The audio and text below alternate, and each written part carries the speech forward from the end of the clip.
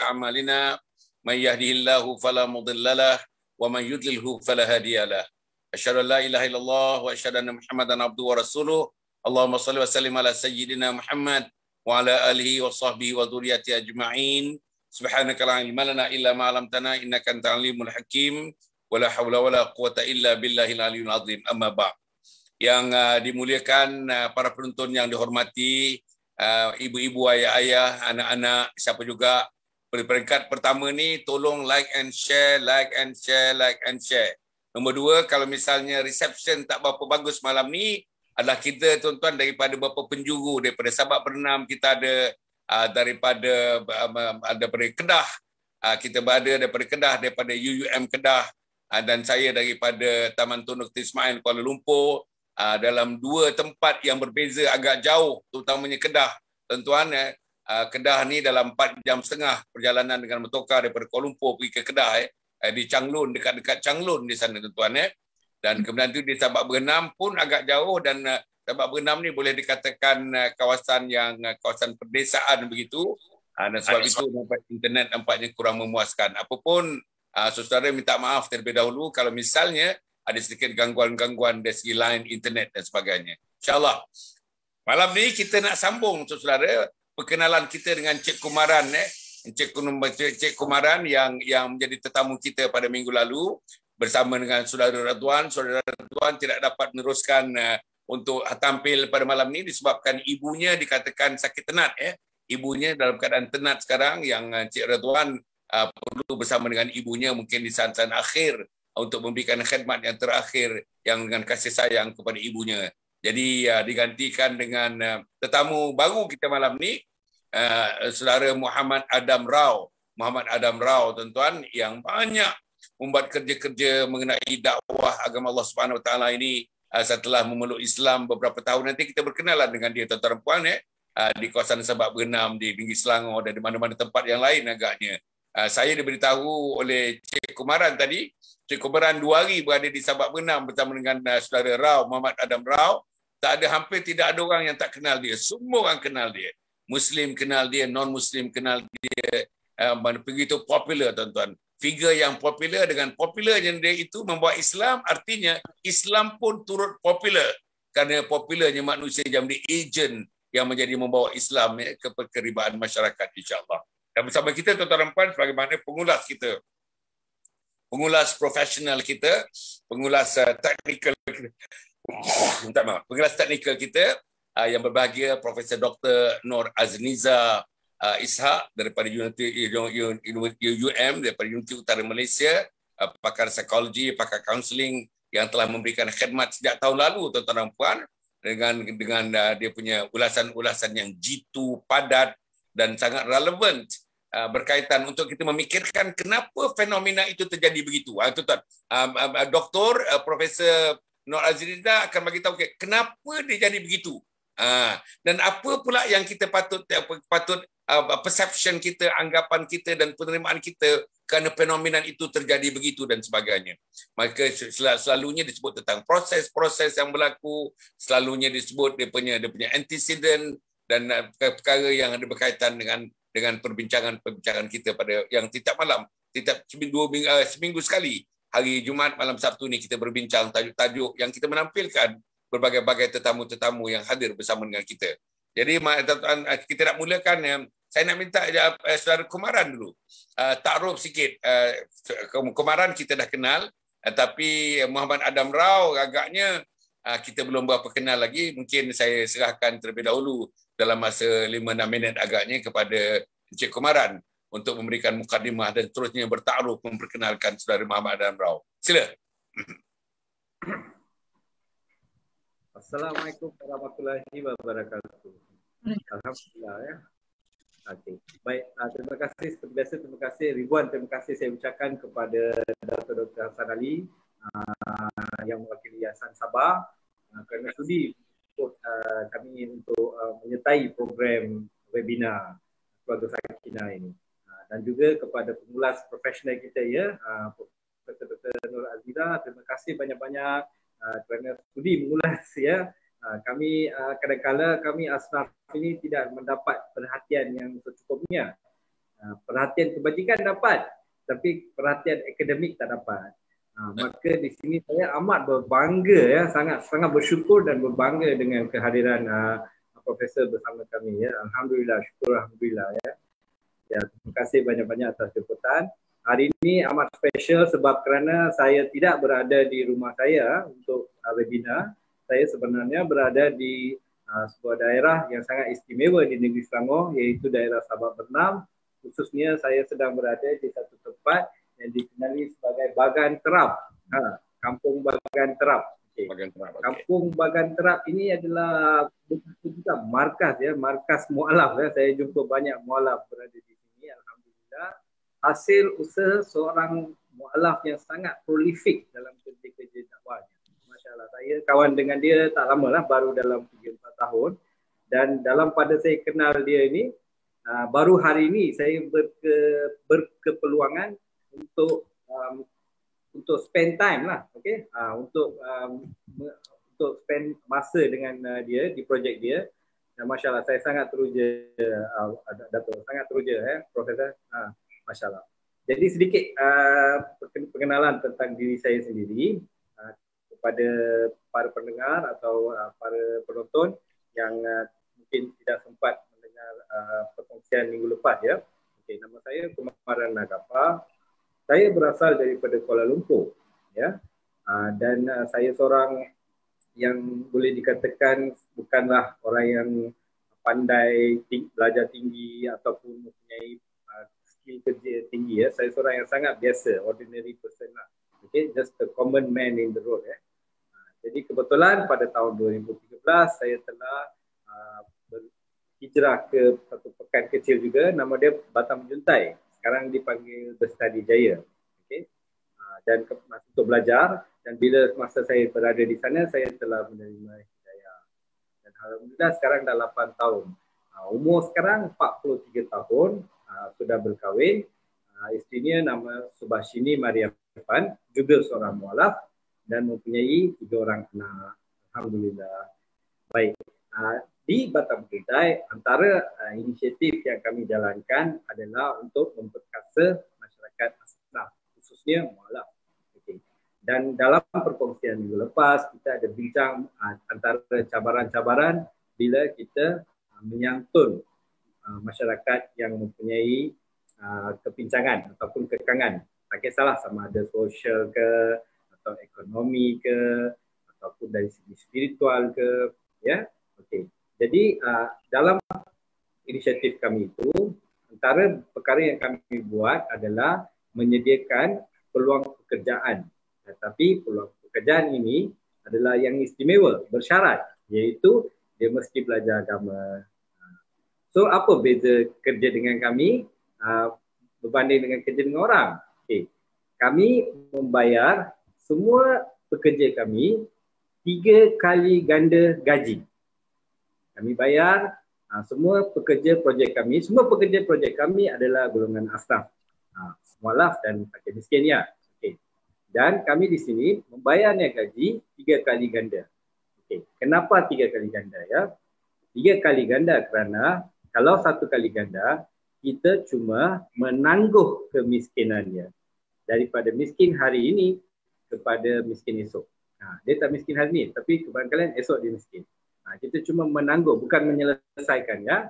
Itu kalau kita bayar gaji ini 1 kali ganda. Ini asnaf, ya. Ini bukan orang biasa. Kita jangan buat comparison dengan orang biasa. Kita sekarang fokus pada asnaf yang kita nak bangunkan dia, nak keluarkan dia daripada menggunakan label asnaf, ya. So kalau kita bayar gajinya 2 kali ganda, apa akan menjadi adalah bukan saja dia keluar daripada kemiskinan, tetapi kita juga boleh memastikan agar di masa hadapan dia tidak jatuh miskin balik. Itu punca kita bayar 2 kali, kalau kita bayar 2 kali ganda gaji lah. Tetapi di projek kami ataupun grassroots Moringa projek yang menghasilkan bahan-bahan makanan dan juga sabun berasaskan daun kelong, sejenis superfood lah. Daun ini sangat tinggi nutrisinya dan sangat terkenal seluruh dunia sebagai satu superfood. Okay. So maka kami ada kebun-kebun kecil di mana asnaf semua datang, dia tanam, dia pupuk, dia tuai, dia proses, dia raut. Daun ni kecil-kecil ya, kena raut ya, Datuk. Dia banyak kerja lah. So orang macam-macam ni, orang-orang tua, ladies, isteri banduan, ibu tunggal, kita jemput mereka datang buat kerja meraut ni. Dia buat kerja raut dan sebagainya. Tak lama lah, mungkin dalam 3 atau 4 jam je sehari. Tapi gaji ni 3 kali ganda. So tadi saya dah jelaskan kebaikannya bila bayar gaji 1 kali ganda, 2 kali ganda. Yang ni kita ni bayar 3 kali ganda. Kenapa 3 kali ganda? Yang bahagian ketiga tu, gandaan ketiga itu kita berikan kepada mereka kerana kita nak mereka sedekah pada orang lain. Sebab kunci untuk keluar daripada kemiskinan adalah dengan memberi. Kalau mereka tak ada surplus untuk memberi, maka sampai bila-bila mereka akan menerima. Ya. Datuk, are you following me? Yes. Okay, Alhamdulillah. So, Professor, we believe in kalau nak seorang asnaf tu keluar daripada kancah kemiskinan ini, kami yakin bahawa dia perlu memberi. Tapi kalau dia sekadar kais pagi makan pagi, kais petang makan petang, macam mana dia nak memberi? Sebab itu kita bayar dia 3 kali ganda gaji. So walaupun seorang ibu tu atau seorang wanita tu bekerja dengan kami hanya dalam lebih kurang mungkin dalam 20 jam saja seminggu, tetapi gajinya sama dengan gaji seorang yang kerja full time sebulan. Begitulah, sebab itu advantage ya kita gunakan. Sebenarnya duit itu pun kita bagi dia lebih kerana kalau bukan kita bagi duit dalam bentuk gaji, mungkin kita tengah bagi duit yang sama dalam bentuk bantuan, kan? So we are trying to create a service together. Dan saya menggunakan peluang ta'aruf ini untuk terus sambung dan memperkenalkan kita punya tetamu inception kita ya, tetamu kepada tetamu ya. Okey. Dan dalam bidang memperkasa komuniti ni, walaupun kita ada teknik-teknik macam apa yang saya gunakan 3 kali ganda gaji dan sebagainya, antara orang yang sangat berjaya dalam memperkasa masyarakat mualaf dan asnaf ini adalah bersama saya sahabat Tuan Muhammad Adam Rao. Kalau ikut penjelasan yang saya gunakan bagi ikut hati saya akan memperkenalkan dia sebagai seorang anak jutawan. Orang anak jutawan yang kaya raya, banyak tanah, banyak lembu, rumah besar-besar, ibarat mahligai ya rumah dia. Tetapi sahabat ini telah memilih untuk tinggal dalam satu rumah yang sangat daif, semata-matanya untuk menjalankan kerja-kerja dakwah, semata-matanya supaya dia dekat dengan dia punya madu, supaya dia boleh menyampaikan Islam. Masya Allah, this is somebody yang saya rasa dunia ni jarang jumpa. Satu manusia yang amat istimewa. Dan Alhamdulillah saya dapat rezeki hari ini untuk membawa ni ataupun membawa ni sekali bersama untuk kita berkongsi pandangan hari ini insyaAllah. Terima kasih banyak-banyak dan saya rasa Datuk, may I proceed to invite our guest? Sila. Okay, sila, kalau apa ni Cik Muhammad Adam boleh memperkenalkan diri Cik Muhammad Adam sedikit ya untuk memulakan program ni insya-Allah. Sila.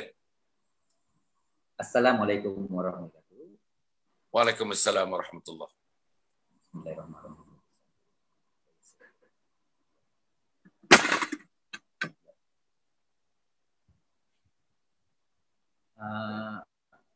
Datuk, minta maaf banyak-banyak lah Datuk dengan Profesor. Segala puji bagi Allah. Nama saya Muhammad Adam Rao bin Abdullah. Saya memang kampungnya kampung orang Sabak Bernam lah. Saya orang Sabak Bernam, orang Sungai Panjang, Kampung Bagan Terak. Yalah, dan saya memang besar dalam keadaan keliling saya semua dengan majoritinya 90% adalah orang asal Islam. Sentiasa dengan azan daripada kecil. Lepas tu sekolah pun sekolah orang Melayu, sekolah bangsaan. Dan kita umur saya dah 44 tahun.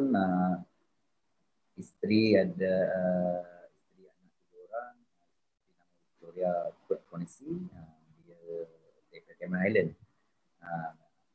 Cameron Highland, orang asli Cameron Highland lah. Tak berapa dengar, kita tak berapa dengar. Boleh kuat sikit tak? Tak berapa dengar.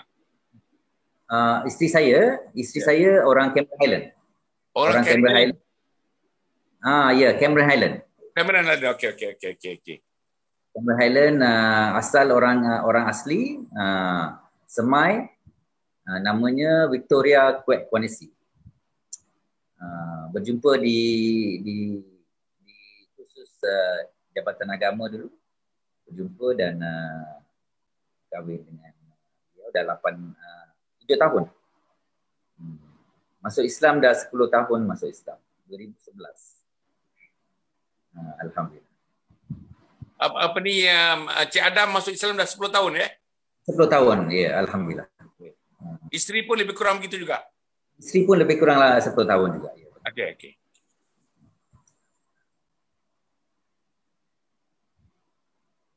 Okey. Ya, Datuk, itulah saya pun masih belajar lagi. Kita ni belajar ni tak habis-habis, masih belajar lagi, masih mencari ilmu lagi. Berjumpa dengan orang-orang yang lebih lagi lebih berilmu, lebih berpengalaman, macam Ustaz Cameron semua.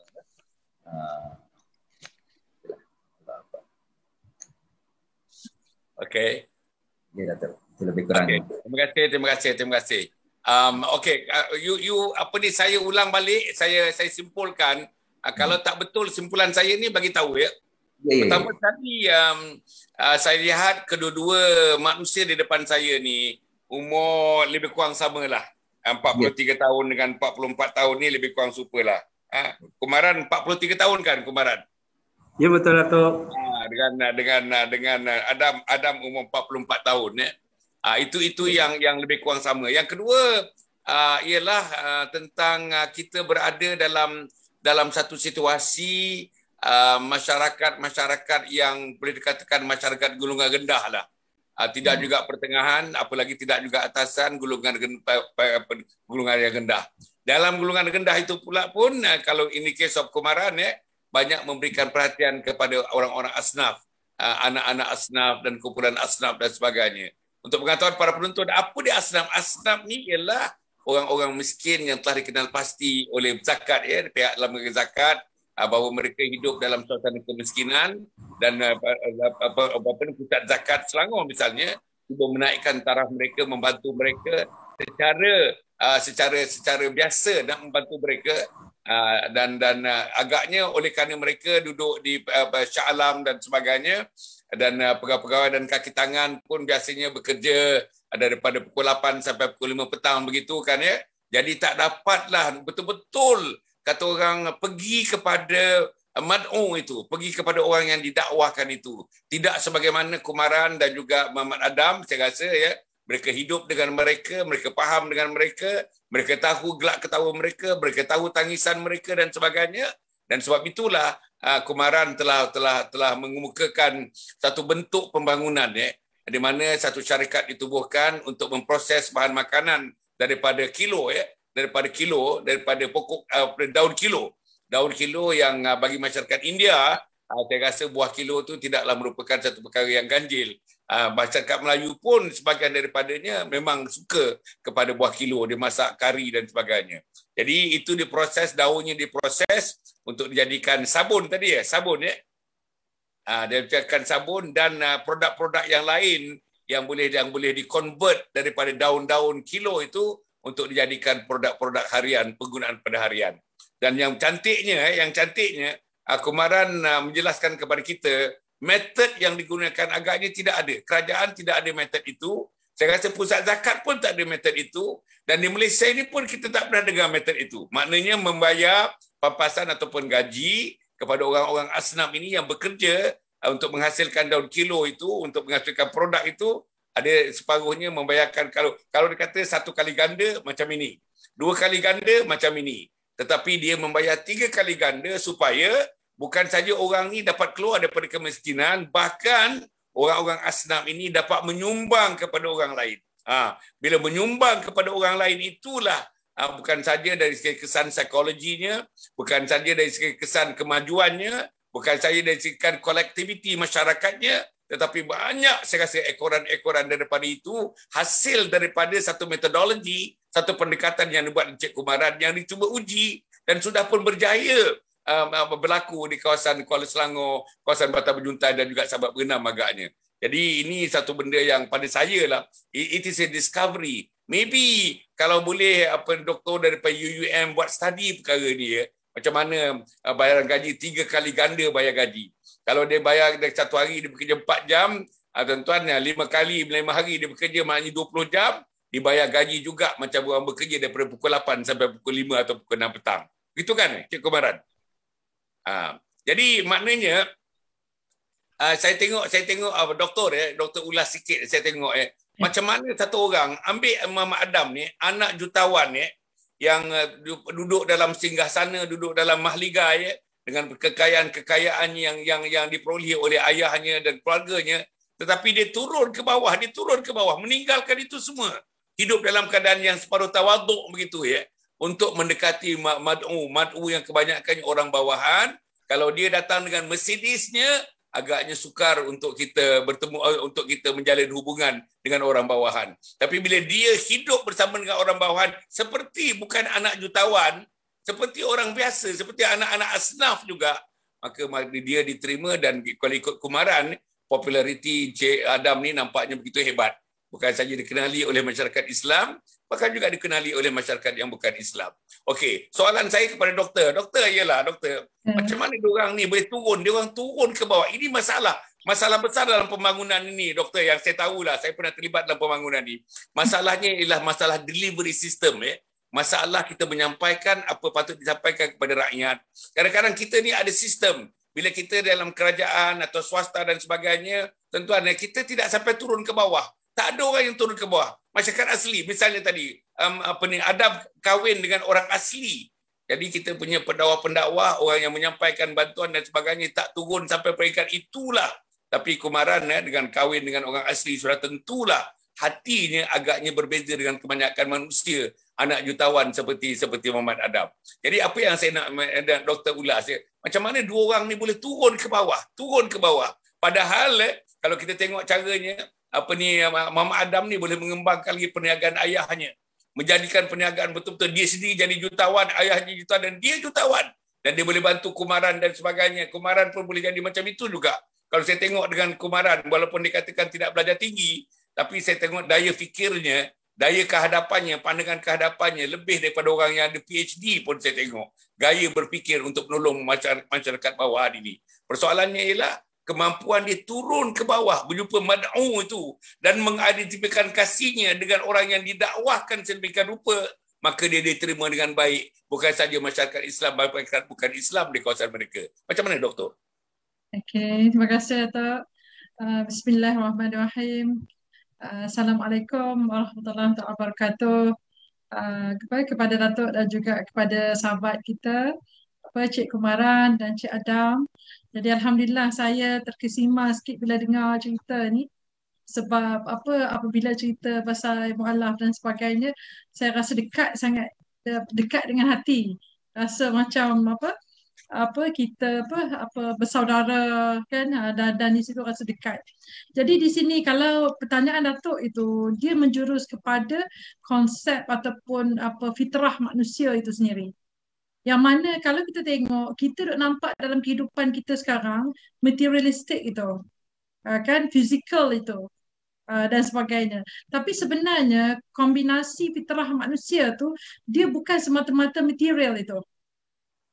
Dan ikutlah kajian mana pun, kajian empirical mana pun, sebenarnya keperluan kepada basic needs kita tu memang adalah dari segi keperluan asas dan sebagainya.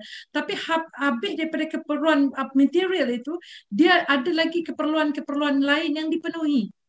sampai kepada kesempurnaan kendiri dia sebagai seorang manusia. Dan daripada cerita Cik Kumaran dan juga Cik Adam tadi, saya nampak bahawa apabila telah sampai satu level yang mana dia bukan nampak harta dah, tapi dia nampak Allah. Tapi dia nampak macam hubungan yang kita kata yang antara manusia dengan rob dia. Yang tu yang mana kadang-kadang orang biasa ni dia tak nampak keadaan tersebut yang menyebabkan dia asyik mengejar persekitaran dunia tersebut. Tapi untuk Cik Kumaran dan juga Cik Adam ni, saya nampak macam seolah tak cerita dah pasal dunia. Dia tak cerita dah pasal dunia, tapi nampak macam apa di sebalik dunia tu apa dia.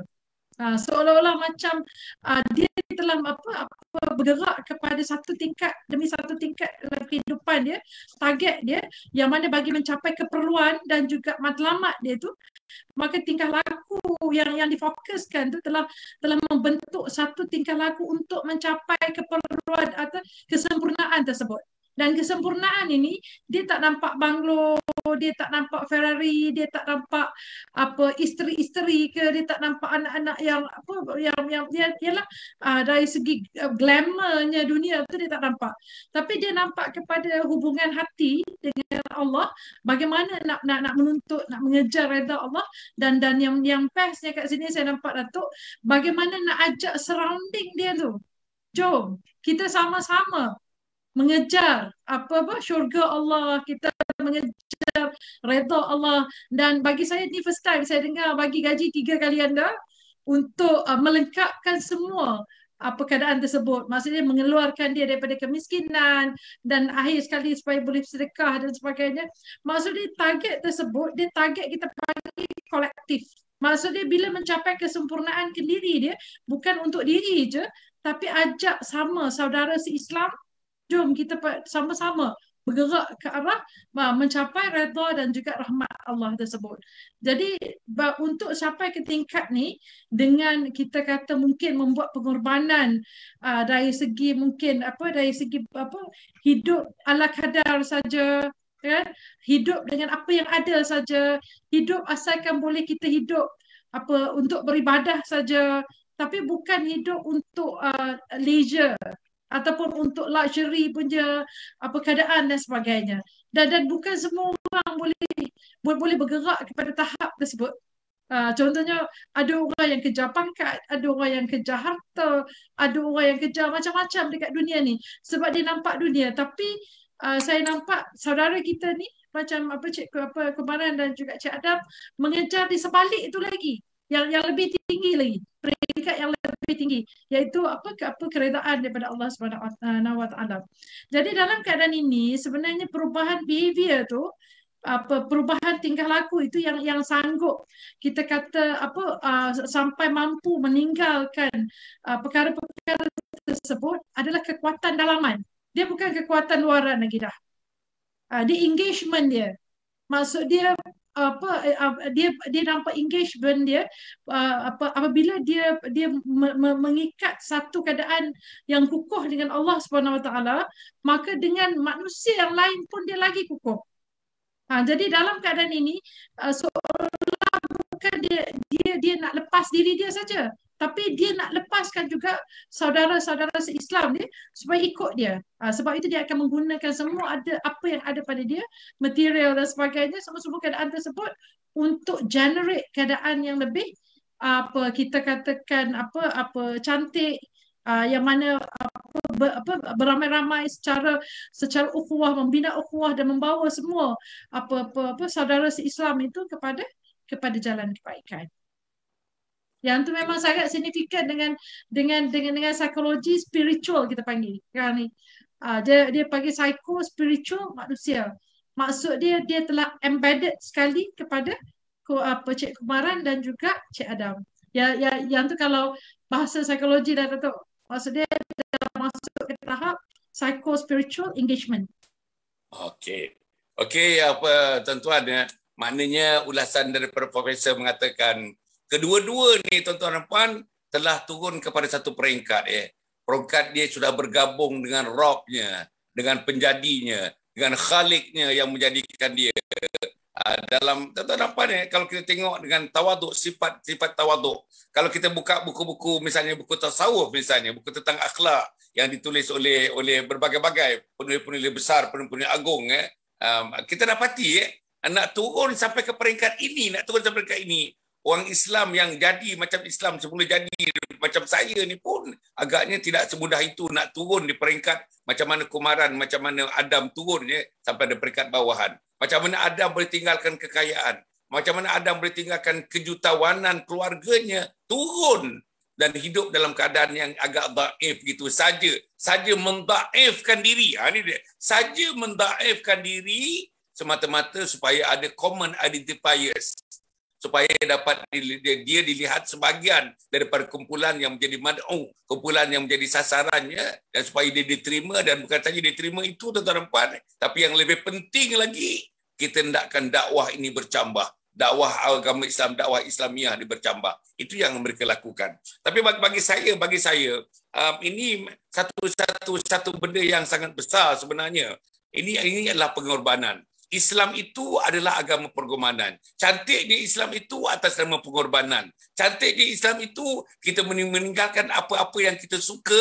Cantiknya Islam itu bila kita meninggalkan apa yang kita suka, kita nak share dengan orang lain. Apa yang kita suka supaya orang lain pun sama suka. Kalau kita senang, orang lain pun sama-sama senang. Ini the commonality, the collectivity, semangat yang macam ini. Inilah yang dijana oleh Nabi Muhammad SAW, para sahabat dan tabi'in. Tuan-tuan, dalam abad ke-21 ni kita boleh jumpa orang ni di Sabak Berenam, boleh jumpa orang ni di Batam Berduntai, boleh jumpa orang ni di Kuala Selangor. Masya-Allah, tuan-tuan dan puan. Okey, soalan saya kepada Kumaran atas perkara yang macam ini ni, ada tak misalnya jabatan-jabatan, tak maaf saya sebutkan jabatan-jabatan sama ada kerajaan ataupun swasta dan sebagainya, institusi yang datang nak menengok setelah mendengar apa yang Cik Kumaran buat, apa yang Tuan Said buat, apa yang Adam buat, nak datang tengok macam mana caranya. Boleh tak kita belajar? Sebab saudara-saudara semua di Malaysia ni nak memajukan asnaf. Tapi kejayaan untuk memajukan asnaf ni nampaknya, saya pun pernah terlibat secara langsung kan ya. Nampaknya berjaya di peringkat awal tapi tidak berterusan sampai peringkat akhir. Berjaya di peringkat awal tapi gagal di peringkat pertengahan dan gagal di peringkat akhir. Macam-macam masalah yang tidak menghargai bantuan, yang kalau misalnya dalam bentuk loan tidak membayar loannya balik dan sebagainya. Kalau yang ada perniagaan A kemudian tu pindah perniagaan B, pindah perniagaan C, walaupun sebenarnya dia diluluskan untuk perniagaan A. Berbagai-bagai. Persoalan modal, persoalan loan, persoalan tidak pandai mengurus perniagaan, persoalan terlalu dependent kepada satu perkara. Ini persoalan-persoalan yang menyebabkan gagal. Dan satu lagi, orang-orang asnaf ni, saya nak minta maaf dulu. Orang asnaf ni ada psikologi dia yang tersendiri. Dan kalau kita di peringkat atas saja, di peringkat jabatan-jabatan, kita tak boleh faham psikologi itu unless and until you live with them. You hidup dengan dia, ketawa dengan mereka, menangis dengan mereka, baru kita dapat hayati apa yang nak disampaikan kepada mereka. Inilah saya rasa gap. This is the gap antara jabatan-jabatan yang biasanya dengan orang dia akar umbi seperti Kumaran, orang dia akar umbi seperti Adam, yang berjaya menambat hati orang-orang golongan bawahan ni, termasuk asnaf itu, hingga mereka menceburkan diri dan terlibat secara langsung dengan apa yang diusahakan oleh Cik Kumaran dan juga Cik apa. Betul tak anggapan saya ini, Cik Kumaran?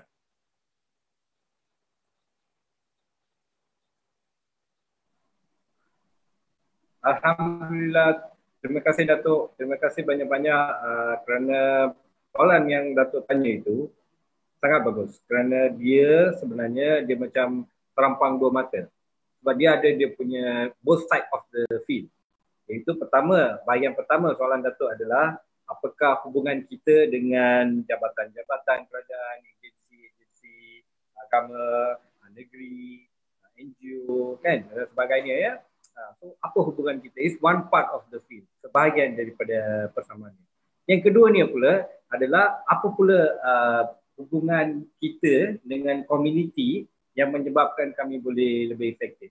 Ya, so ada dua bahagian kepada soalan ini. Alhamdulillah, terima kasih Datuk. Dan juga saya ingin sentuh sedikit ulasan tadi daripada yang bila kita sebenarnya itulah psycho-spiritual engagement kan, itulah yang kami sedang buat untuk menyelesaikan masalah ini. Dan saya sangat berbangga dan sangat menghargai banyak kami terima bantuan, bimbingan, sumbangan daripada pihak Majlis Agama Islam Selangor, JAIS, daripada ustazah, para asatidzah yang bekerja. Ini dibuat secara persendirian ya. Walaupun mereka mempunyai jawatan di JAIS atau MAIS, tapi secara bersendirian mereka kontak kami untuk buat kerja-kerja ini. Ini yang istimewa tentang agensi kerajaan di Malaysia. Dia kerja Monday to Friday, dia buat kerja dia. Lepas tu Saturday Sunday dia buat volunteer dia pula. Itu hebat orang Malaysia. Alhamdulillah, saya sangat bersyukur. I have to say, we are very proud of all the staff kerajaan, khususnya di negeri Selangor, yang betul-betul dia ambil berat tentang kehidupan asnaf ini. Itu ramai ustazah yang berhubung dengan kami, walaupun selepas working hours, untuk berbincang tentang kes-kes. Contoh dia Dato', saya bagi satu contoh. Pagi tadi saya terima satu panggilan daripada pejabat agama, memberitahu mereka terima laporan tentang seorang mualaf yang mungkin dipercayai ada risiko untuk murtad. Jadi mereka panggil kami dan mereka tanya apa pandangan kami dan apakah yang kami boleh buat untuk menyelesaikan masalah ini. You know, those kind of thing. Kita ada kerjasama. Sebab benda ni dia macam gotong royong lah tu. Dia tak boleh seorang buat. Sebab seorang tu bila kita dah dapat hidayah, dia kena ada seorang untuk bimbing dia. Dan selepas dia dibimbing, dia kena pergi pendaftaran, yang itu dah ada urusan dengan kerajaan. Lepas tu di JPN, lepas tu seorang asnaf itu dia akan pas dari satu tangan ke satu tangan yang lain. Dan tangan-tangan ini kita harus mempunyai kerjasama yang kuat. Dan kami sangat beruntung, khususnya di projek saya dan juga di projek Tuan Adam, tadi saya ada tanya dia. Kami dua pun kami dapat banyak sokongan daripada pihak jabatan kerajaan negeri lah, khususnya negeri dan agensi dan sebagainya. Itu yang bahagian pertama. Bahagian kedua, mereka bantu kami pun bantu mereka selesaikan masalah dan sebagainya. Masalah apa? Masalah asnaf. Asnaf is very difficult to handle. Okey Dato', kita kena faham ya Dato', sangat senang untuk membantu orang yang baik. Sangat senang untuk membantu orang yang baik. Dan sangat susah untuk membantu orang yang jahat. Sangat susah untuk membantu orang yang jahat. Tetapi sekarang dalam konteks Islam, siapakah yang lebih banyak memerlukan bantuan itu? Orang baik ke orang jahat?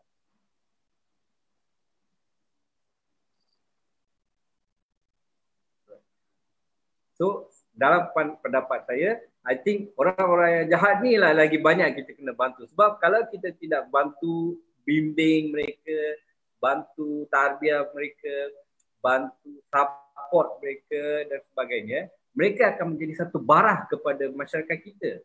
Dan barah, dia akan sentiasa merebak Dato'. Dia akan merebak Profesor. Dia akan efek, paling takut sekali dia efek generasi muda.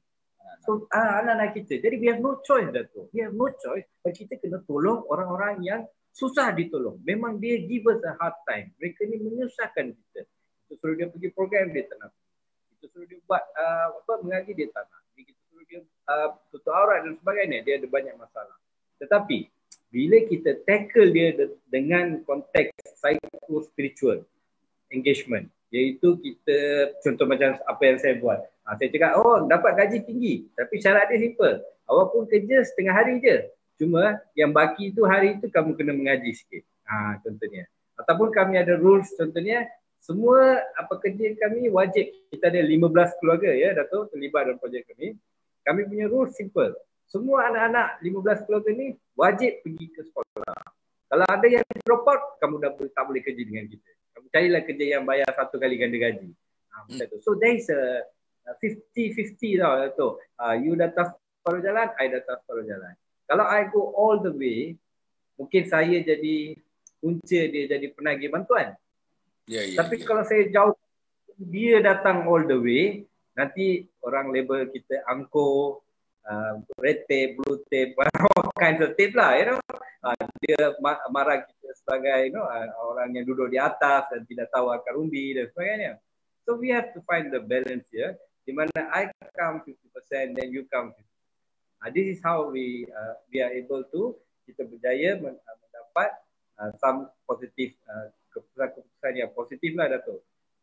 Begitulah, terima kasih. Alhamdulillah. Macam mana Cik Adam? Saya nak tanya Cik Adam tadi. Ini tentang operasi ya, yang Cik Kumaran cerita ni tentang operasi. Macam mana caranya yang terbaik sesuai dengan keadaan manusia-manusia mad'u yang kita cuba berikan perkhidmatan kepada mereka, dan nampaknya sudah ada, kata orang, jalan yang nampaknya sudah membawa kepada kejayaan untuk membantu golongan asnaf untuk keluar daripada kemiskinan. Bukan saja keluar daripada kemiskinan, mereka berjaya membantu orang lain pula, membantu orang lain dan sama-sama keluar daripada kemiskinan. Saya nak tanya yang apa ni, Saudara Adam ya. Ini tentang psycho-cultural dan sebagainya kan ya. Psycho-spiritual yang disebutkan tadi. Sudah tentu elemen spirituality ya, elemen kerohanian, elemen jiwa, elemen pembangunan dalaman, elemen kata orang iman, takwa itu, saya rasa itu merupakan satu perkara yang penting. Kalau tidak sampai kepada peringkat itu, saudara tidak akan jadi, tidak akan menjadi. Adam tidak akan turun meninggalkan harta kekayaan begitu, mahligai begitu, kalau tidak sampai kepada peringkat ketakwaan, keimanan dan ketakwaan. Jadi sejak dia masuk Islam dalam 10 tahun begitulah masuk Islam, isteri pun masuk Islam, orang asli dan sebagainya. Macam mana dalam masa jarak itu, dalam masa jarak. Saya dah Islam ni 73 tahun, masuk 74 tahun. Tapi saya tak tahu saya sudah sampai ke peringkat itu atau tidak. Sanggup tak saya meninggalkan? Katakan saya tidaklah kaya semacam mana bapa Adam kan. Tapi sanggup tak saya meninggalkan rumah saya di Taman Tun ni, saya pergi ke ke Batam Duntai, saya pergi ke Bagan Terap untuk tinggal bersama-sama dengan orang ini, identifikan diri saya, tuan menggunakan metodologi yang dibuat oleh Kumaran tadi. Mampu tak saya? Mampu tak anak saya? Saya tak yakin mereka mampu. Sebab mungkin kita belum bersua lagi dengan apa yang dikatakan keimanan dan ketakwaan kepada Allah Subhanahu Wa Taala. Biar saya mengaku begitu. Tapi nampaknya 10 tahun lebih kurang 10 tahun lah, 11 tahun dan 10 tahun, 8 tahun ini kisah Kumaran masuk Islam ya.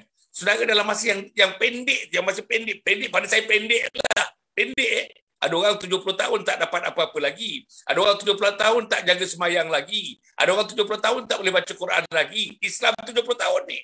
Tapi Cik Kumaran, tuan-tuan dan puan ya, saya tengok sampai mak mertua yang tidak Islam pun berminat untuk duduk dalam kuliah fardu ain dan kuliah membaca Al-Quran. Kan itu maknanya manusia Kumaran namanya, manusia Adam namanya, you sudah sampai ke satu peringkat di mana orang tabik kita. Sama ada nampak physical tabik atau tak nampak tabik, you have got the salutation daripada mereka, sama ada hati, sama ada physical ya.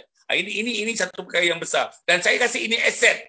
Saya nak bagi tahu Cik Adam, saya nak bagi Cik Kumaran, ini aset yang ada kepada you. By all means, teruskan. Macam mana faktor spirituality tentang keimanan dan ketakwaan menyebabkan you boleh tunduk. Ia boleh tunduk kepada tarikan-tarikan dunia ni. Macam kata doktor tadi, you sudah macam berjumpa dengan Rabb. Saudara dapat keredaan Allah. Perkataan redha ni mudah disebut, tapi I think it's not that easy to practice apa yang namakan redha. Macam mana you orang sudah sampai, saya rasalah sudah menjenguk, kalau tidak sampai pun sudah menjenguk peringkat redha Allah Subhanahu Wa Taala. Apa yang tuan-tuan lakukan itu? Macam mana Cik Muhammad Adam Ya Allah ya Rahman. Alhamdulillahirrahmanirrahim. Sebenarnya ini semua perancangan Allah. Itu yang saya akan beritahu. Ini semua adalah perancangan Allah yang asalnya kita semua adalah daripada Nabi Adam alaihissalam, daripada Islam, lepas tu anak-anaknya Habil Qabil berpecah, yang jadikan agama masing-masing, last kali selepas saya dilahirkan dalam keadaan Hindu, tapi keadaan Hindu dekat rumah saya ada semua, ada Jesus, ada patung Buddha, ada patung Cina, Pasal ayah saya ni dia believe, dia menghormati semua agama yang orang anuti. Pasal saya celik-celik mata, saya tahu saya duduk tak ada current, tak ada air, duduk di satu tepi sungai di reserve. Lepas tu itulah kita duduk dalam keadaan tak ada current, tak ada air, dan dah faham aja tengok-tengok ada gambar Jesus, lepas tu ada Buddha, dan kita punya Hindu ada banyak kan, kita ada patung gambar-gambar dia. Dan saya grow up, and then suddenly kita dengar ada satu laungan azan. Masa tu kita tak tahulah azan kan, tapi ada azan yang sentiasa memanggil. Itulah dan masa kita Hindu dulu pun kita memang diajar beradab. Maksudnya beradab, you kena baik dengan semua orang, you kena jaga kebersihan. Semua itu telah diatur, telah diajar, telah dibimbing oleh mak dengan ayah saya. Dan lepas tu dia bawa pergi kita tokong, kita ikut dia orang apa yang dia orang buat asalnya. Dan kita dah start sekolah, kita ada pula yang bertudung, lepas tu ada yang bersamping kan jadi lain sikit. Pasal kita pakai lain kan, kita Hindu, kita pakai pendek kan. Kalau yang bukan Islam dia pun pakai perempuan ni dia pakai skirt lah kan. Dan masa tu pun sebenarnya ada sedikit dugaannya saya tidak boleh kawan dengan orang yang bertudung. Maksudnya you nak kawan boleh, you tak boleh terlalu sampai kahwin ke apa ke. Yalah, dia orang dah mindset kita macam tu. Pasal yang cantiknya yang bertudung tu tadi kan, nampak ni, nampak apa dia kata, yalah. Itulah tuan. Dan akhirnya saya cuba berhijrah. Selepas kita dah pergi sekolah, kita dah berjumpa macam-macam, saya berhijrah ke di KL dulu. Saya pergi berhijrah dulu di KL, kerja hotel di KL. Dan kerja hotel tu dia lebih kepada servis. Sana pun kita bermesra dengan orang, kita melayan orang. Benda tu datang daripada sana. Daripada kecil kita dah buat yang diajar yang baik-baik. Lepas tu pergi kerja pun kita dapat yang baik-baik, yang serve. You need to serve people, you need to be nice with people and polite with people. Dan lebih kurang 15 tahun di dalam food and beverage department daripada Singapura. Saya duduk Singapura dalam 2 tahun di sana. Berjumpa pelbagai jenis orang, berkongsi pendapat, dan kawan-kawan orang Islam yang memberikan tentang Islam, masuklah Islam. Tapi belum ada lagi. Itulah akhirnya saya berhijrah ke Langkawi masa tu. Saya di utara. Untuk pendekkan cerita lah ya, untuk saya di utara, saya kena satu hukuman, hukuman. Di sana saya hukuman masuk ke penjara. Saya terpaksa duduk di dalam penjara selama 8 bulan menghabiskan jatuh hukum tu. And then di sanalah saya melihat, walaupun kita pergi ke satu benda yang buruk, tapi di sana Allah bagi taufik dan hidayah, nak bagi tunjukkan dekat kita cara orang Islam mendirikan solat di dalam penjara, ya.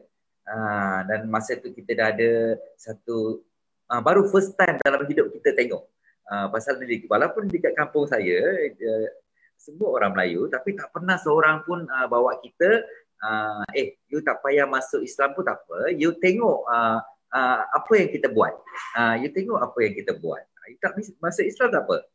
Tak pernah. Saya mendapat melihat itu selepas saya dijatuh hukum di dalam penjara. Saya dapat dia punya nikmat, dia panggil nikmat solat tu dengan bersama imam. Subhanallah.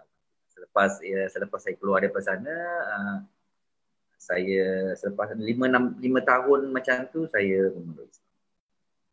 Alhamdulillah. Okey Dato'. Masuk Islam setelah di penjara ya? Setelah saya dipenjarakan, saya ada niat di sana. Tapi niat tu kita tak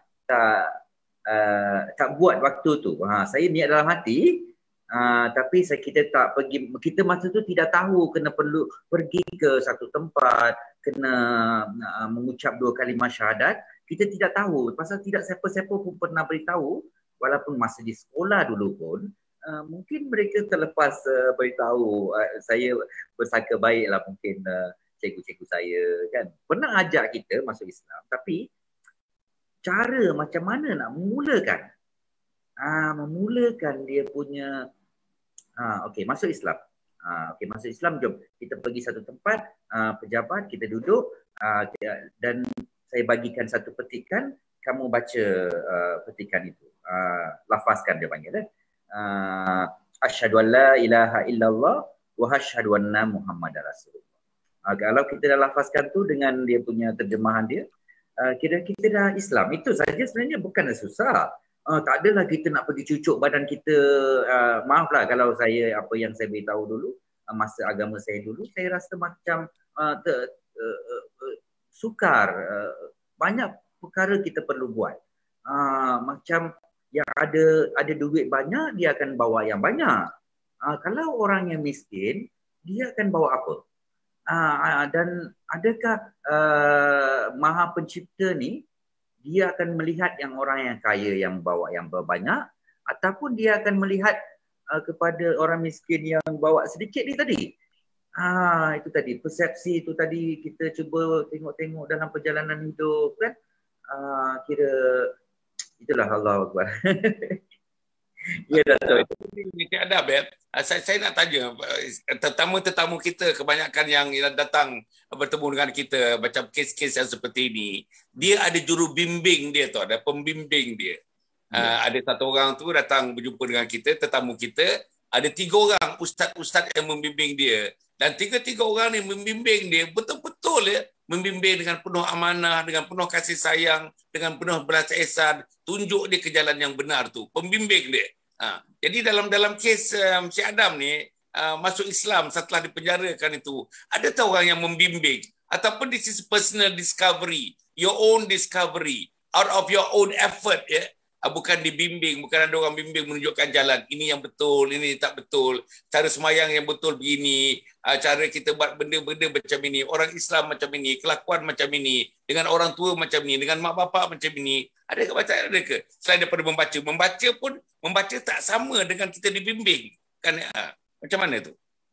Sebenarnya Dato' dan Profesor, sebenarnya kita telah dia ada begitu sangkut paut dalam satu surah ayat Al-Quran. Dia ada satu ayat, anak-anak adalah bagaikan kain putih. Ibu dan ayahnya lah yang membentuknya menjadi Nasrani, Majusi ataupun Yahudi. Kalau macam tu, saya berpegang ibu bapa saya telah membentuk saya dengan cara yang baik. Mungkin mungkin dia pun telah diajar dengan satu keturunan tu tadi ya. Keturunan tadi dia ada sangkut paut dengan keturunan. Kalau macam tu, you angkat nikah, you berkahwin elok-elok, you dapat zuriat. Saya rasa dia ada sangkut paut dengan perkara tersebut, Datuk dan Profesor. Dan kita dihantar ke sekolah. Ke sekolah masa tu kita belajar pendidikan moral. Pendidikan moral kita ada sifat-sifat murni. 64 sifat murni. Kita telah diajar oleh sekolah, walaupun kita bukan agama Islam masa tu. Agama Islam dia ikut pendidikan agama Islam. Yang kita yang bukan Islam, kita diajar pendidikan moral. Ya. Itu kalau yang pergi sekolah. Lepas tu kita selepas dah di luar, kita dah diajar oleh kita punya tempat yang kita kerja. You kena neat, you kena tidak boleh ada misai, you tak boleh ada janggut, you kena kemas, kuku kena potong, you kena senyum sentiasa. Dan selepas saya memeluk Islam, kita telah diajar oleh Jabatan Agama Islam ataupun Majlis Agama Islam Selangor. By step. Kalau macam tu daripada A sampai Z, sampai kita nak sampai ke luar negara pun diorang bagi kita percuma, tidak perlu bayar apa-apa pun. Hanya kita nak ataupun tak nak. Itu saja Datuk dengan Profesor. Jadi apa Profesor ya, kalau kita tengok ya dia punya transformasi ya, transformasi ni daripada segi pada saya lah, walaupun nampaknya agresif tapi gradual ya. Macam mana perkembangannya sebelum masuk penjara, macam mana dididik anak ayah dan bondanya mendidik dengan tata laku yang baik dan sebagainya, dan macam mana dia dapat hidayah dalam penjara sampai keluar penjara, tengok orang salat dan sebagainya, dan continue dan dibimbing pula oleh jabatan-jabatan seperti JAIS, seperti MAIS dan sebagainya, terus membimbing dia. Dan dalam bimbingan itu dan saya masih lagi ya, very short period of time, kalau 10 years still untuk sampai kepada peringkat boleh meninggalkan kejutawan itu, boleh bercampur dengan orang kebanyakan begitu, dengan tidak ada halangan, berkorban itu, saya rasa itu satu benda yang pada saya lah quite revolutionary lah, in terms of individual development kan ya. Tapi saya nampak mungkin faktornya, salah tak saya katakan, faktornya ialah faktor agama, faktornya ialah faktor Islam, faktornya ialah solat atau sembahyang, faktornya ialah beribadah kepada Allah, faktornya ialah tak berhenti-henti kita mengadakan yang terbaik bukan untuk diri kita, untuk umat dan sebagainya. Faktornya satu lagi ialah alam sekeliling, alam sekitar kita, alam sekitar yang baik, berjumpa dengan kumaran, berjumpa dengan orang baik-baik yang dikatakan ustaz-ustaz, walaupun bekerja daripada hari Isnin sampai hari Jumaat, tapi sanggup lagi hari Sabtu, hari Ahad turun ustaz dan ustazah untuk membantu, kerana mereka tertawan dengan apa yang kumaran buat, apa yang Adab buat, untuk memanjangkan lagi langkah Adam, langkah kumaran untuk membantu golongan asnaf dan golongan-golongan yang berpendapatan rendah dan sebagainya. Jadi maknanya masih lagi soal transformasi ni, Profesor. Macam mana, Profesor? Ya, saya cuba Datuk. Jadi di sini apabila saya mendengar cerita Encik Adam dan juga tadi Cik Kumaran, jadi di sini saya tengok flow tersebut telah melengkapkan apa kita kata, apa yang dikatakan sebagai motivasi dalaman dan luaran dia tu untuk mencapai apa yang dia hendak. Tapi dia mulakan dalam keadaan membina matlamat tersebut. Tapi apabila dia membinakan niat dan matlamat tersebut, tapi apa pushing factor dia? Jadi kita tengok rupanya dengan kehadiran pushing factor tadi, walaupun kita panggil pengukuhan tu positif atau negatif, kan, pengukuhan positif atau negatif, dipenjarakan dan sebagainya tu, jadi di situ rupanya sebenarnya dari segi spirituality dia, dari segi hikmah, hidayah itu datang, dan dia combine pula dengan pushing factor tu, itu yang melengkapkan keadaan tersebut untuk manusia membuat decision. Jadi apabila manusia ni membuat decision, sebenarnya dia ada juga faktor yang menolak dan faktor yang menarik dia tu. Dan di sini kita tengok antara faktor menolak dan menarik dia tu, jadi yang mana satu yang kukuh yang akan melengkapkan matlamat tadi. Sebab apabila dia membina motivasi dalam diri dia, secara psikologi manusia tu, dia meminta keperluan dari segi motivasi diri dia tu bergerak kepada apa yang dia hendak, dia akan menolak tingkah laku dia. Tapi kadang-kadang tingkah laku dia tu mungkin terpaksa bersusah payah, terpaksa membuat pemerhatian, terpaksa belajar, buat observation.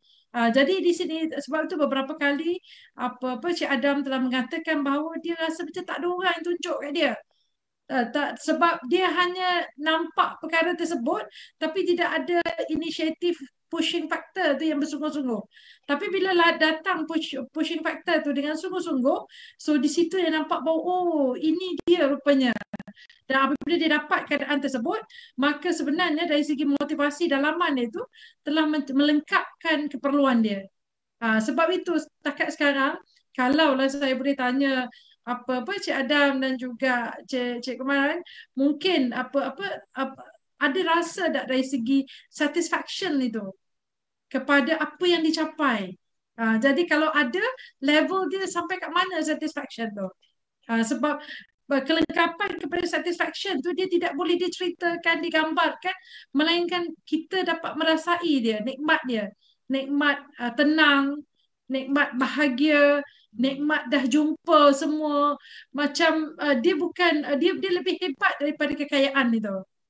Dia rasa ketenangan, keseronokan abadi di dalam diri, rasa sikit tapi cukup, rasa ukhuwah, rasa ukhuwah sama-sama sendiri, rasa boleh buat kebajikan, ataupun dalam bahasa psikologi dia panggil altruism, kita panggil, maksud dia boleh menyampaikan kebaikan dan mengajak orang lain membuat kebaikan bersama. Jadi yang tu sebenarnya pelengkap kepada kesempurnaan diri tu.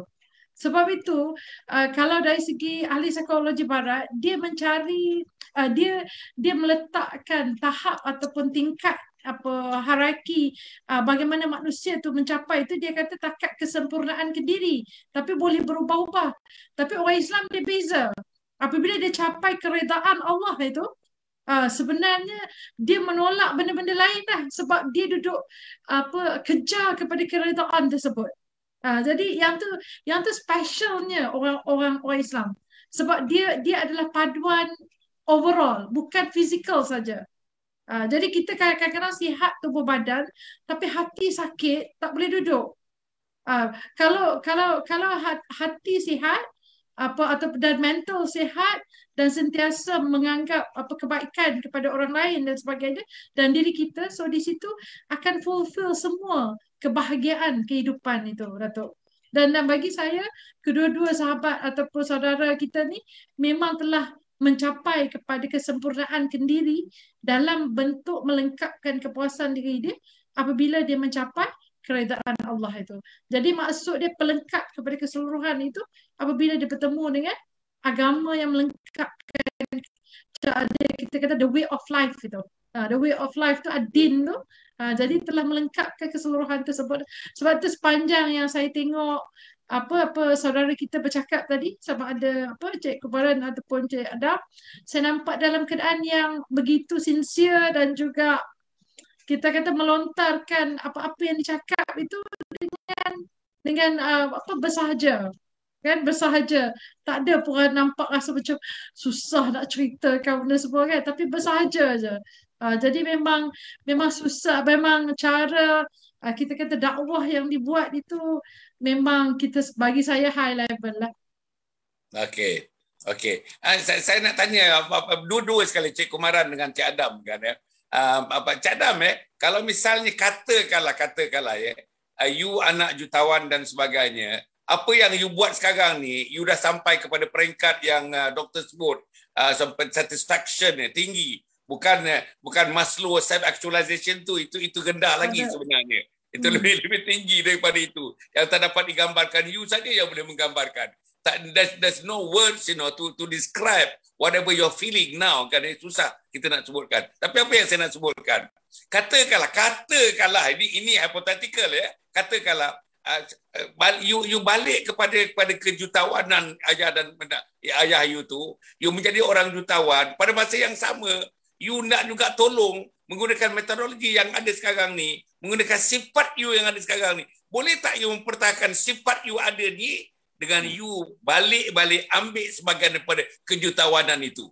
Maknanya kejutawanan itu sebagai satu komponen untuk you bergerak yang sepatutnya boleh menambahkan jauh lagi pergerakan you itu. Adakah kejutawanan itu boleh membantu you ataupun you rasa selesa dengan keadaan you sekarang ni? Begitu juga dengan Kumaran, kalau kita tengok, saya tengok cara-cara you, kan, you kalau misalnya meninggalkan asnaf dan meninggalkan golongan bawahan ni, you masuk Islam, you pergi satu peringkat, tuan-tuan, pergi kepada you sendiri, membangunkan diri you sendiri.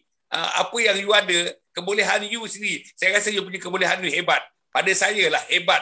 Daripada cara curahan perasaan you sangat hebat. Dan you boleh berdiri dengan sendiri lebih berjaya agaknya daripada you memimpin golongan asraf orang bawahan ini. Apa kata kalau misalnya you diberikan kemudahan pula? Kemudahan maknanya diberikan kemudahan yang lebih memudahkan you. Ada bantuan besar-besaran misalnya, ada orang sponsor, ada millennial sponsor you. Adakah itu cara itu lebih baik bagi you ataupun kekal dalam keadaan sekarang ini, kekal dengan metodologi sekarang ini, kerana itu lebih memberikan satisfaction kepada you yang tak dapat digambarkan. Macam mana Adam dengan apa ni? Dengan kubaran Sila. Saya bagi Tuan Adam jawab dulu ya. Okey, sila Adam. Allahu ya Allah ya Rahman ya Allah ya Rahman. Datuk, ya Allah ya Rahman. Itulah Datuk. Kalau maksudnya sekarang ni saya kata jutawan tidak, tapi saya ada tanah. Saya ada tanah tu, tanah yang diberikan kepada saya, bahagian saya ada sebagai tanah. Tapi rumah yang saya duduk tu belum ada rumah sendirilah. Yang saya duduk, kita duduk ni adalah rumah keluarga. Rumah keluarga, kita ada adik-beradik yang masih belum Islam lagi. Dan kebun tu, duit daripada kebun tu saya cuba selesaikan kepada mak saya, kepada adik-adik yang lain. Ada duit lebih, saya gunakan kepada untuk penggunaan kerja dakwah saya. Untuk berikan bantuan kepada sesiapa ke, berikan makanan ke, untuk keperluan saya untuk bergerak, untuk minyak kita nak bergerak mana-mana, ada emergency. Dan saya pun sebenarnya tidak mengharapkan mana-mana. Tapi kalau ada, mungkin senang sikit. Mungkin boleh buat dengan satu jemaah. Itu pun tak boleh buat seorang. Kalau seorang jadi masalah. Dia kena ada satu jemaah untuk kita sama-sama mengetahui kesalahan kita dan kesalahan dia. Mana tahu kita kalau dah duit yang banyak, mungkin hati kita boleh berubah. Ataupun fitnah orang, mulut orang. Kita mungkin tak makan, tapi mungkin anggapan orang kita telah makan duit-duit yang orang bagi sedekah. Itu kan menjejaskan jadi fitnah orang. Itulah ya Allah ya Rahman. Saya rasa apa yang ada keadaan sekarang ni dah cukup, dan kita pun dah start dengan satu projek memang khas untuk membuat dakwah dengan sokongan daripada ayah angkat saya, Imam Masjid daripada Ustaz Alfian, Ummah Prihatin. Mereka banyak membantu saya untuk membela kambing. Dia orang bagi kita belikan kambing, saya bela kambing. Kambing tu sekarang tengah berkembang, dan mereka pun ada cadangan nak buatkan rumah untuk mualaf. Saya ada tanah sedikit, lebih kurang dalam 1/2 ekar, nak buatkan rumah untuk asnaf mualaf. Targetnya asnaf mualaf. Mereka pun telah memberikan duit dana baru semalam dengan Ustaz Kemudian pun ada dengan saya. Allah punya perancangan. Kan berjemaah ni untuk membuat rumah. Sebanyak 30,000 semalam dia bagi. Ya Allah ya Rahman ya Allah. Saya pun tidak tahu macam mana. Itu adalah amanah daripada Allah. Begitu berat. Dan kita akan bergerak begitu cepat untuk habiskan duit tu di tanah yang kami nak buat. InsyaAllah mudah-mudahan. Sila Kumaran. Baik, pandangan saya agak berbeza dengan Tuan Adam Rao. Okey, jadi macam semalam saya pun terkejut juga kan. Saya datang, pasal kami sebenarnya datang nak, kami plan semalam nak mengaji, nak baiki bacaan, buat sit together, read, baiki bacaan kami. Itu je perancangan saya datang. Tapi tak tahu pula dia nak terima sumbangan dan sebagainya kan. Jadi pandangan saya agak, saya rasa boleh cakap opposite kepada apa yang Tuan Adam katakan. Tuan Adam kata kalau dia dapat sumbangan, dia akan gunakan sumbangan itu. Kalau kekayaan dia kembali kepada dia, dia akan gunakan kekayaan itu untuk menjalankan kerja-kerja dakwah ini, menyampaikan Islam dengan lebih efisien, membantu asnaf dengan lebih efisien. Baik, itu pandangan Tuan Adam. Saya pula, sekiranya ada jutawan ataupun sekiranya ada NGO besar ataupun kerajaan sendiri yang datang ingin dam untuk pump duit yang amount besar untuk menjayakan projek-projek yang kita sedang jalankan sekarang, kebarangkalian tinggi adalah saya akan bantu develop projek itu dan kemudian tinggalkan projek itu. Kerana 3 perkara. Yang pertama sekali adalah kelemahan yang ada pada diri saya. Saya bukan macam Tuan Adam, saya datang bukan dari keluarga jutawan. Jadi saya belum tahu apa perangai saya sekiranya saya jadi kaya. Allah. Kalau tahu, saya tahu lagi. So, dalam kehidupan kajian saya ni, past behavior predicts future behavior. No experience, past experience, so I don't know what is future behavior. So don't take risk. Dalam kerja dakwah, jangan ambil risiko, Dato'. Prof, we never take risk, unnecessary risk dalam dakwah. So for number one reason, kelemahan yang ada pada diri saya. Saya tak tahu. Hari ini saya duduk di lantai. Lepas tu ada orang masukkan ada cushion sikit, lepas tu lama-lama jadi sofa, lepas tu lama-lama jadi lagi besar kursinya. Tak tahu. Respon. Okay. Yang keduanya adalah kerja belum siap. Saya belum habis memahami masyarakat. Belum masyarakat berasnaf ataupun asnaf bermasyarakat ini. Saya masih lagi nak merasai kehidupan di bawah ini. Datuk cuba bayangkan ada 2 cara. Okay. Satu caranya bayangkan ada satu lubang dan di dalam lubang tu ada orang susah. Okay, kita ada 2 cara boleh bantu dia. Satu, kita duduk di atas dan kita bagi tali. Lepas tu kita tarik dia keluar. Okay? Itu saya rasa saya boleh define sebagai simpati. Okay? Kamu simpati. Ya? Kamu kesian dengan dia, simpati, kamu bagi tali, kamu keluarkan dia. Okay. Cara keduanya adalah kita sendiri yang nak membantu ni lompat masuk ke dalam lubang tersebut. Kemudian kita dari dalam lubang tu tolak orang tu keluar satu-satu. Ini saya panggilnya empathy. Sebab dia duduk dalam masalah sama dengan dia. Dan saya rasa belum cukup puas duduk dalam lubang. Maka saya nak teruskan. I'm not ready. I'm not ready to hold offices ataupun lead projects ataupun menjadi sebagai chief of anything lah. Saya belum bersedia lagi. So that is my second reason. And third reason is sebab anak-anak saya masih kecil lagi. Mereka memerlukan seorang ayah yang lebih banyak spend time dengan mereka. Projek-projek sedemikian adalah ibarat pengorbanan di mana kalau kamu tak ada isteri dan anak-anak yang memahami, dia boleh effect, dia akan makan family sendiri. Dan kita tahu bila kekuatan kita datangnya sebenarnya, kekuatan saya sebenarnya datang dari isteri saya. That is a fact, Dato'. Prof, every man is successful because of a woman. Jadi kalau bila saya abaikan isteri dan anak-anak saya, maka tidak berbaloi. Saya masih gagal kerana saya rasa mereka juga penting bagi saya. So, oleh kerana 3 sebab ini, saya memilih untuk tolak apa-apa oleh sumbangan. Ataupun kalau ada pun saya akan set up dan saya akan tinggalkan projek itu dan teruskan dengan kehidupan yang saya tengah buat sekarang, insyaAllah. Okey.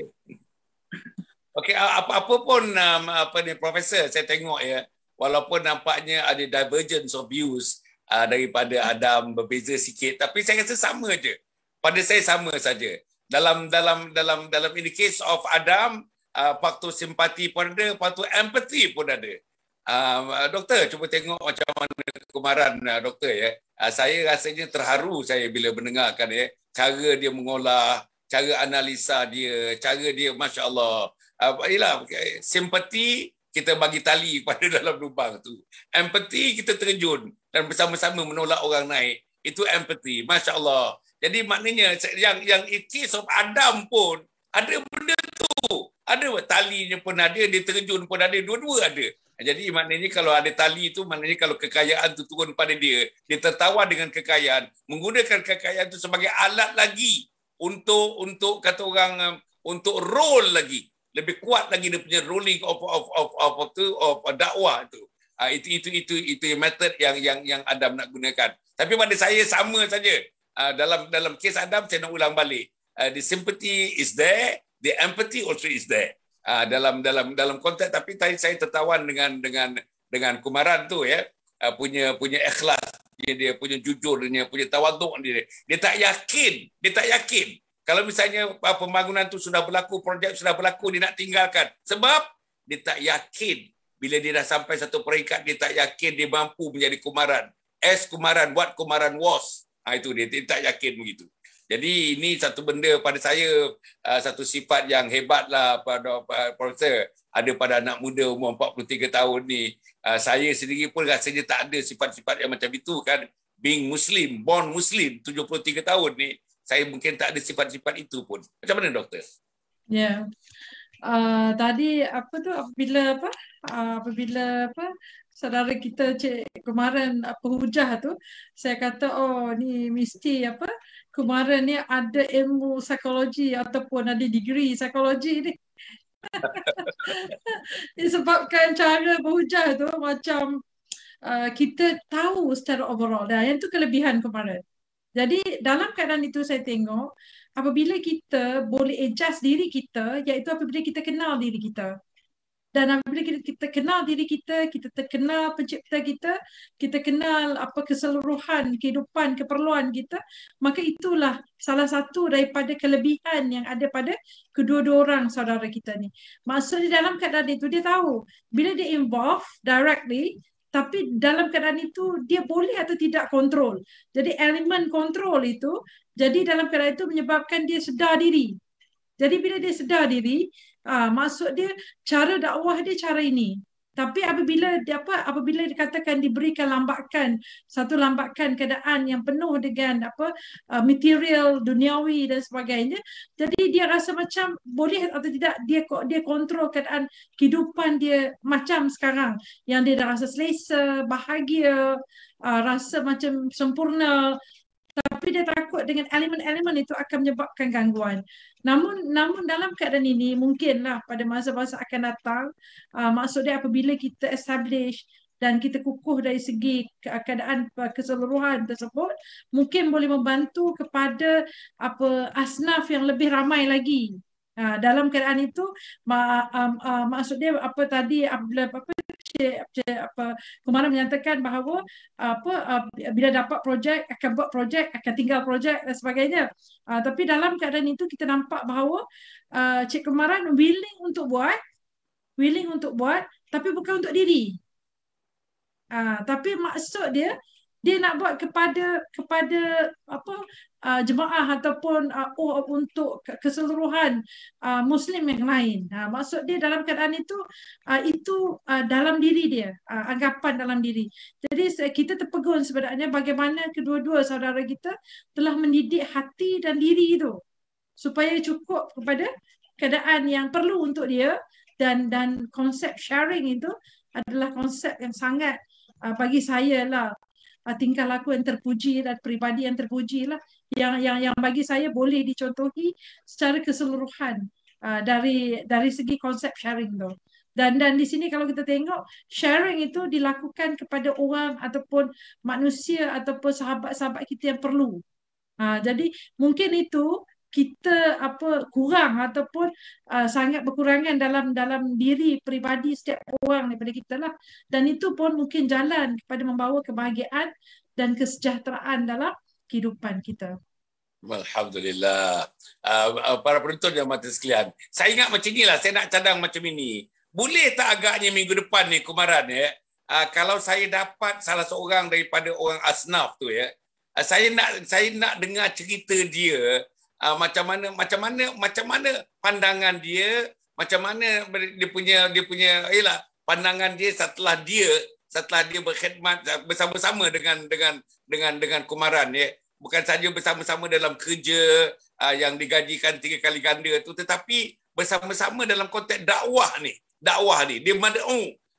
Sementara Kumaran adalah dai, dia mad'u kan saya nak tahu tu. Untuk yang Adam pula, saya nak kalau boleh ada anggota-anggota masyarakat di mana-mana pun yang mengenali Adam kan saya nak description daripada orang yang bersama-sama dengan dia, juga mad'u dia, orang-orang yang didakwahnya. Apa saya nak, apa angka tunjuk ataupun apa ni dia punya tunjuk, dia punya perkataan tunjuk kepada Adam ni. Yang saya rasa kalau saya simpulkan nanti ni, inilah dia pendakwah, nak jadi pendakwah yang berkesan untuk mendakwahkan golongan bawahan ni. Inilah cara dia. Ini caranya sudah terbukti. Dengar daripada orang ni, dengar daripada Kumaran punya mulut, dengar daripada Adam punya mulut, kita dah dengar, tapi kita nak dengar daripada asnaf dan golongan orang yang mengenali Adam dan sebagainya. Saya nak model, the modeling tu. Because sekarang ni, ialah kita berdakwah, saya pun berdakwah juga kan, masjid ke masjid, surau ke surau, berbagai-bagai seminar dan sebagainya. Hari-hari saya berdakwah daripada pagi pukul 7, petang, malam, satu hari dekat-dekat 4-5 kali dengan TikTok saya, dengan Facebook saya dan sebagainya. Tetapi saya rasa saya masih sangat-sangat menghargai Kumaran, sangat menghargai Adam, sebab saya tak sampai kepada level itu. Saya tak sampai pada level you. Level keikhlasan, kejujuran yang hebat. Saya ikhlas. Tetapi level you tu memalukan saya sebenarnya. Saya malu dengan level you tu. Walaupun saya dah 73 tahun Islam, you baru 10 tahun Islam, tapi saya malu dengan you. Inilah macam mana doktor? Agaknya kita jumpa lagi dengan cara macam itu, macam mana doktor? Kalau kita dapat saya nakkan modeling ni doktor. Macam mana? Saya sangat setuju Datuk. Kemudian apa yang Datuk katakan itu saya pun rasa yang sama. Walaupun saya dah lebih 9 tahun dan sebagainya, tapi untuk mencapai dakwah itu saya masih di peringkat yang sangat kurang. Jadi itulah. Jadi bagi saya apa untuk saudara kita dua orang teruskan apa jihad dakwah tersebut, dan kita doakanlah semoga diberikan kemudahan dan kesejahteraan. InsyaAllah.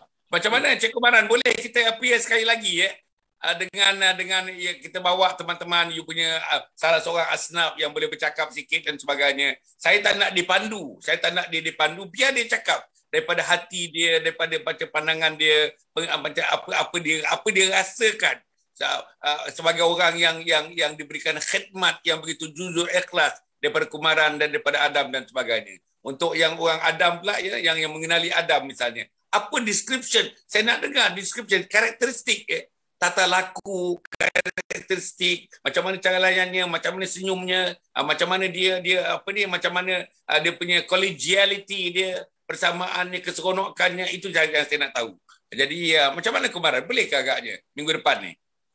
Okey, pertama sekali Datuk, alhamdulillah, terima kasih Datuk. Pertama sekali saya nak ulas tentang tadi Datuk cakap kami dah sampai satu level kan. Okey. Pertama sekali kami tak sampai mana-mana level pun Datuk. Okey. Kami disampaikan oleh dua orang-orang seperti Datuk dan Prof dan pendengar-pendengar kami. Kami cuma disampaikan Datuk. Kami tak sampai. Apa-apa we don't remember trying for any of this. It is the doa of the ummah. It is the doa of the orang-orang alim. It's the doa of the para ulama. The para ulama or the masjid. Tiap-tiap minggu kita baca doa, kita doakan untuk benda-benda baik. Betul? Itulah yang kami ni, bukan kami sampai. Jadi saya harap saya juga, bukan saja Datuk dan Prof, juga para pendengar, janganlah kita rasa, janganlah tuan-tuan rasa tersentap atau malu kerana kami. Bukan niat kami begitu. Kami ini sebenarnya kami wujud kerana anda semua. Kami cuma postman pahala kepada anda. Ya, kami ini, fungsi kami ini adalah untuk menyampaikan pahala kepada anda semua. Bukannya kami ini nak datang nak bolot semua pahala orang Melayu semua. Tidak, bukan begitu. Ya, jangan salah faham. Kami wujud kerana anda semua. Anda yang telah begitu banyak bertahun-tahun telah membangunkan Islam yang sebenarnya membenarkan kewujudan kami ini. Jadi tolonglah, kami tidak lebih baik daripada anda maupun anda tidak lebih rendah daripada kami. Kita sama saja. Itu pertama. Dan keduanya tentang minggu depan, Datuk. Bila, Datuk, kita ini macam tak habis-habis tau, Datuk. Ini cara orang India makan nasi daun pisang. Bila dia punya nasi dekat nak habis, dia akan minta panggil anek, kuah, tambah kuah. Jadi orang pun tambah kuah, tiba-tiba kuah dia terlebih. Lepas tu dia cakap, anek tambah nasi. Lepas tu nak kita lebih. Dia cakap aneh tambah kuah. Begitulah kita punya ceramah. Tak habis-habis. Datuk, kita akan bersambung ya minggu depan. Kalau boleh lah. Saya ni nak setiap kali kita bertemu ni nak ada penghujungnya, ada ikatannya. Sebab kalau tidak dia sebab dia kalau tidak dia satu penceritaan saja. I'm not interested in just telling stories, Tetapi saya lebih suka kepada sesuatu yang dapat modeling, yang dapat diterima, yang dapat dipikirkan. Jabatan-jabatan kerajaan misalnya memikirkan. Salah satu caranya macam Kumaran. The Kumaran approach, the Kumaran effort, itu yang saya rasa pentingnya. Sama ada mereka nak ambil, tak ambil, itu lain. Tapi kita persembahkan. Jadi program kita ni, kalau kita cakap bercerita begitu saja, saya tak puas hatilah. Because kita ni action oriented kan, kita project oriented. Macam saya nak bangunkan komplek Anjung Sulul Khatimah misalnya. We are project oriented. Maknanya namanya dakwahnya ialah dakwah bilhal. Dakwah dengan perkataan saya dah puas dah. Sekarang dakwah bilhal, dakwah dalam bentuk projek. Jadi maknanya itu yang daun kilo tu, itulah sebenarnya dakwah bilhal, insya-Allah. Boleh apa ni proses minggu depan insya-Allah saya harap kalau misalnya ada membebankan saudara Kumaran dan juga Adam, tak apalah, saya tak apa. Tapi saya ingat kalau tidak membebankan, kita teruskan cerita ini supaya ada sesuatu yang di hujungnya, ada pengikatnya, dapat direnungkan oleh pihak-pihak yang sepatutnya merenungkan. Sebab golongan asnaf ni ramai sebenarnya golongan asnaf. Apalagi bila dah COVID-19 ni, bertambah-tambah lagi lah manusia yang masuk dalam kumpulan asnaf. Jadi inilah realitinya, insya-Allah. Saya rasa ada yang penyambut nanti. Dan sekarang pun nampaknya dengan ustaz-ustaz yang berkorban setelah hari Sabtu hari Ahad nak bantu lagi, sudah tentu hati mereka tersentuh dengan apa yang Kumaran dan Adam lakukan, insya-Allah. Boleh doktor ya, insya-Allah. Boleh, insya-Allah. Okey, Cik Kumaran boleh ya minggu depan ya? Alhamdulillah. Kita apa ni? We'll talk further. Saya akan call ke Kumaran nanti nak tengok apa bendanya yang dapat memberikan sesuatu pada minggu depan nanti dah. Nanti saya akan lakarkan apa bendanya supaya menimbulkan sesuatu yang positif di kalangan para peminat kita, para penyokong kita dan para penonton yang hormati sekalian. Saya ucapkan terima kasih kepada Cik Adam, terima kasih kepada Cik Kumaran dan terima kasih juga memanglah kepada Profesor Dr. Nur Azniza tuan-tuan yang daripada tahun lepas lagi bersama dengan kita dengan ulasan-ulasan. Saya rasalah doktor, saya rasa I am getting educated lah doktor dengan berjumpa dengan teman-teman macam ni. Betul-betul lah. Dia sentuh jiwa saya lah. Kalau saya tidak pergi benda-benda macam ni, saya ingat saya dah sedar di mana dah saya dah. Tapi sekarang ni saya rasa bagus lah. Rasa saya I feel small.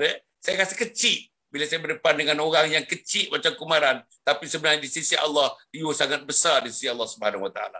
Inilah dia. Jadi saya harap insya-Allah ini berlaku dan terima kasih kepada doktor, terima kasih kepada Kumaran sekali lagi, terima kasih kepada Adam dan terima kasih kepada penuntut. Saya harap tuan-tuan Rampan sebarkan perkara ini. Inilah dia sebenarnya realiti hidup.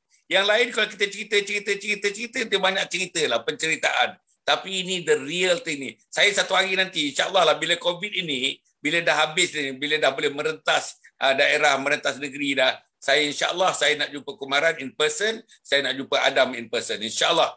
Itu tempat saya sebenarnya. Kuala Selangor ni saya pernah jadi Chief ADO di Kuala Selangor ni. Kumaran kalau you tahu saya pernah jadi Chief ADO 1 di Kuala Selangor lama dah.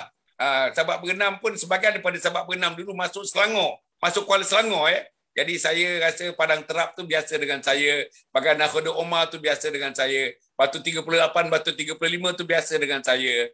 Jadi Pasir Panjang tu biasa dengan saya. Orang-orang terutamanya orang politik, orang siasat PAS dekat sana teman-teman saya masih banyak di sana lah, alhamdulillah. Jadi saya dapat berjumpa seronok. Doktor, dekat sana ni kalau misalnya pecal, doktor tahu pecal? Doktor tahu tak pecal? Pecal yang kangkung betul. Kangkung okey. Kangkung ada tempe sikit, tempe, ada sedap. Betul-betul. Ada tahu dan sebagainya. Tempatnya adalah tempat-tempat inilah doktor. Sabak Berenam, Kuala Selangor, Tanjung Karang. Soto.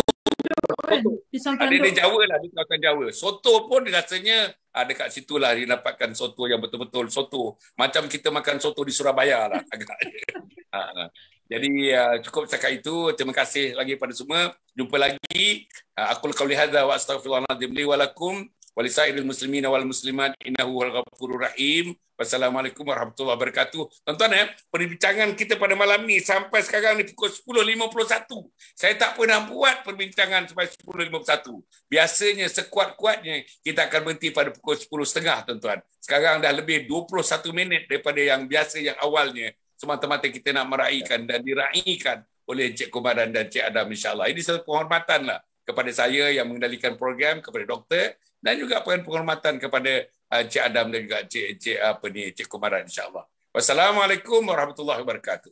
Yayasan Sabahat sedang mengusahakan pembinaan Komplek Anjung Sulul Khatimah yang dipaparkan dalam skrin sekarang ini. Yang kedua ialah tentang buku yang saya tulis, ada 3 serangkai buku yang boleh didapati sekarang. Dan yang ketiga ialah FMCC atau First Move Syarikat Center, iaitu sebuah taska yang mengambil pelajar-pelajar atau anak-anak daripada umur 2 bulan sampai 4 tahun. Yang ketiga ialah Telegram, di mana saya minta teman-teman para penonton menghimpunkan seluruh tenaga yang ada, pemikiran yang ada untuk kita mendaulatkan Islam, insyaAllah. Tuan-tuan, seluruhnya ini kalaupun ada imbuhannya, semuanya kita masukkan dalam tabung Anjung Sulul Khatimah. Minta tuan-tuan dan puan menderma, minta tuan-tuan menginfak, minta tuan-tuan melakukan apa saja bagi kita merealisasikan program Komplek Anjung Sulul Khatimah.